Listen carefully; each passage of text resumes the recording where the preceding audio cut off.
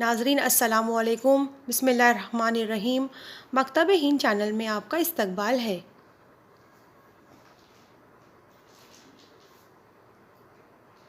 آج ہم آپ کے سامنے ہمارے پیارے نبی حضرت محمد صلی اللہ علیہ وسلم کی سیرت طیبہ پر تقریر پیش کرنے جا رہے ہیں۔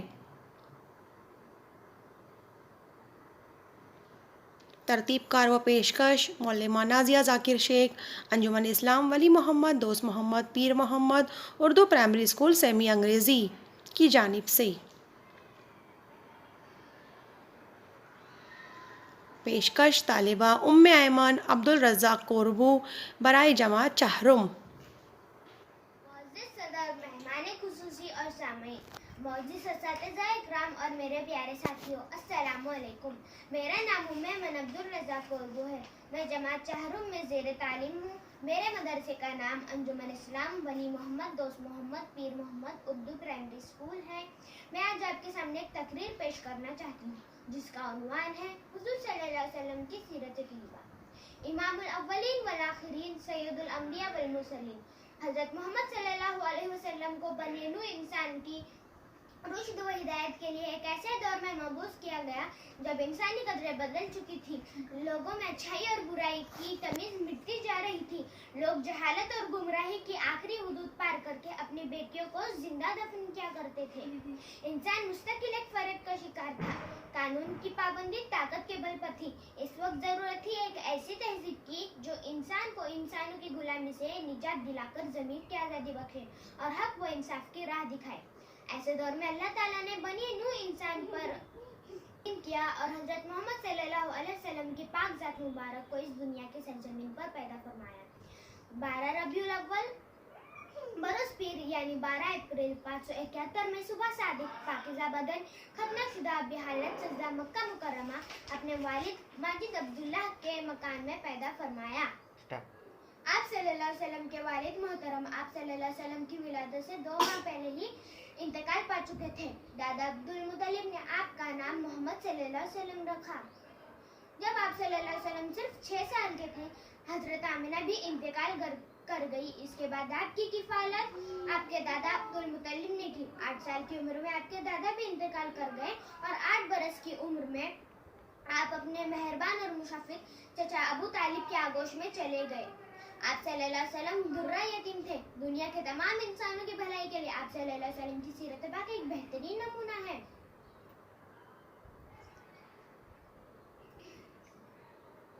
ساری دنیا کے ہادی اور معلم کی حیثیت سے اگر کسی کی سیرت پاک قابل اتباع ہو سکتی ہے تو صرف اور صرف حضرت محمد صلی اللہ علیہ وسلم کی اسوہ ہو سکتی ہے، جہاں تلاوت کلام الہی بھی ہے، تعلیم حکمت بھی ہے، تزکیہ نفس بھی ہے اور روشنی عمل بھی ہے، روحانیت اور مادیت کا حسین امتزاج بھی ہے۔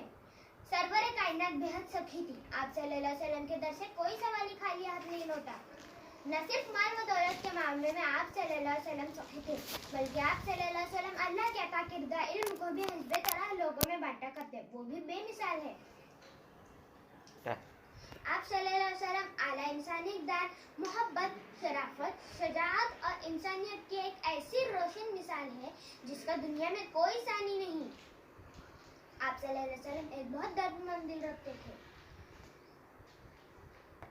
آپ صلی اللہ علیہ وسلم کے اعلیٰ کردار اور حسن اخلاق کی سب سے بڑی مثال کیا ہو سکتی ہے کہ قیام مکہ کے دوران جب آپ صلی اللہ علیہ وسلم اسلام کی تبلیغ کیا کرتے، ایک عورت آپ صلی اللہ علیہ وسلم کو پریشان کرنے کی خاطر گھر کا کوڑا کرکٹ آپ کے اوپر پھینکا کرتی، مگر آپ صلی اللہ علیہ وسلم نے اپنے آمد و رفت کا راستہ نہیں بدلا اور ہمیشہ وہیں سے گزرا کرتے، جبکہ وہ عورت روز آپ صلی اللہ علیہ وسلم کو پریشان کرتی۔ ایک دن اس عورت نے کوڑا نہیں پھینکا تو آپ صلی اللہ علیہ وسلم کو فکر لاحق ہوئی، کیا اس عورت نے کوڑا کیوں نہیں پھینکا، کیا وہ بیمار تو نہیں؟ یہ خیال کرتے ہی آپ صلی اللہ علیہ وسلم نے اس عورت کے دروازے پہ دستک دی اور فرمایا، میں محمد صلی اللہ علیہ وسلم آپ کی خیریت دریافت کرنے آیا ہوں، کیا آپ کی طبیعت خراب تو نہیں؟ آپ صلی اللہ علیہ وسلم کا یہ نیک عمل دیکھ کر عورت اپنے کیے پر بہت شرمندہ ہوئی اور اپنے کیے کی معافی مانگی اور اسلام قبول کیا۔ گویا آپ صلی اللہ علیہ وسلم اپنے حسن سلوک سے لوگوں کا دل جیت لیتے۔ اہل مکہ آپ صلی اللہ علیہ وسلم کو صادق اور امین کے القاب سے یاد کرتے۔ آپ صلی اللہ علیہ وسلم درست سوچ، صحیح نظر، عمدہ آداب، صبر و شکر، حیا و وفا सभी में मुमताज थे। वो यतीमों के सहारा बेवाओं के निगहबान रहते, कंगाल की इस तरह मदद करते कि वो मालदार हो जाता या फिर रोजगार मुहैया हो जाता। भलाई और एहसान में आप सल्लल्लाहु अलैहि वसल्लम का कोई सानी नहीं। मेहमान की मेहमान नवाजी करते, सलाह रहमी से पेश आते। अल्लाह ताला ने मोहम्मद सल्लल्लाहु अलैहि वसल्लम को खुलवत पसंदगी अता कर दी थी। मस्कीनों को खाना खिलाते, गारे हिरा में इबादत करते। आप सल्लल्लाहु अलैहि वसल्लम गारे हिरा में रमजान के महीने बरोज पीर इबादत में मशगूल ही थे कि यकायक जिब्राइल अलैहिस्सलाम नाजिल हुए और आप सल्लल्लाहु अलैहि वसल्लम को वही और नबूवत से नवाजा। उम्र 40 बरस थी और आप सल्लल्लाहु अलैहि वसल्लम दीन इस्लाम की तबलीग किया करते। कुफ्र और शिर्क से लोगों को रोकते, मुशरिक कुरैश के लोगों को दावत इस्लाम देते रहे। लोग मुसलमान होने लगे। शराफत और शजाअत का ये आलम था कि ग़ज़वा हुनैन में जब कुरैश की सख्त हमले की ताब न लाकर मुसलमान इधर उधर बिखर गए तो आप सल्लल्लाहु अलैहि वसल्लम अपने खच्चर पर सवार होकर दुश्मनों को ललकार रहे थे। अफवा दरगुजर की ये इंतहा थी कि फतेह मक्का के दिन अपने खून के प्यासे सहाबा इकराम पर मक्के की जमीन तंग करने वाले सहाबा इकराम पर जुल्म व सितम और उन्हें शहीद करने वालों को ये कहकर माफ कर दिया कि आज तुम पर कोई इल्जाम नहीं, अल्लाह तुम्हें माफ फरमा दे और बेशक वो सबसे ज्यादा रहम वाला है।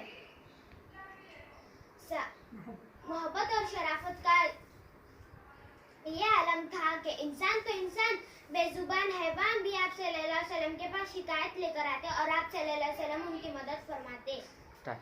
सामाईन, अगर हम जरा भी गौर करें तो हमें ये अंदाजा हो जाता है कि आप सल्लल्लाहु अलैहि वसल्लम हुस्न अखलाक का किस कदर से अजीम व बेहतरीन नमूना है।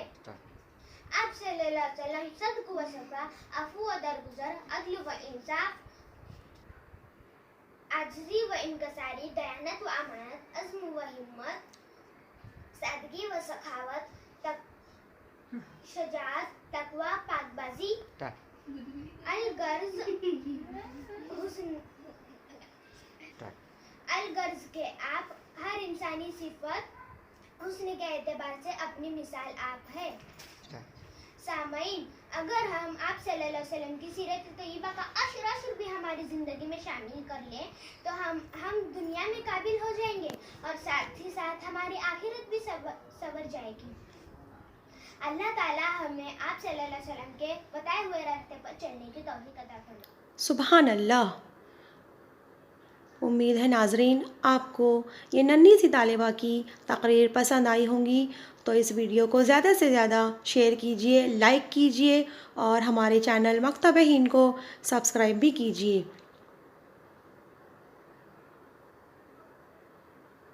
आपका बहुत बहुत शुक्रिया। जज़ाकल्लाहु खैर।